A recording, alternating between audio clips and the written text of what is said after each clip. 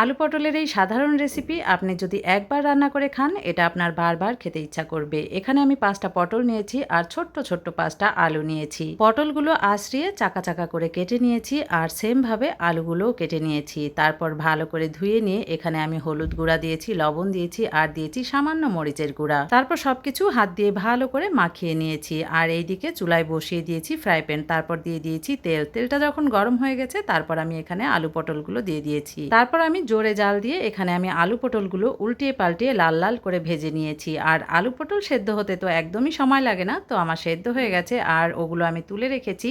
আর এখানে আমি তেলের উপর দিয়ে দিয়েছি পেঁয়াজ আর কাঁচামরিচ। তারপর ওই যে তুলে রাখা আলু পটলগুলো দিয়ে আবার একটু নাড়াচাড়া করে নিয়েছি। তারপর সব শেষে দিয়ে দিয়েছি ভাজা জিরার গুঁড়া। ভাজা জিরার গুঁড়াটা দিয়ে আবার একটু নাড়াচাড়া করে এই তো নামিয়ে নিলাম আমার আলু পটলের রেসিপি। আর এটা গরম ভাতের সাথে খেতে যে এত মজা কি বলবো।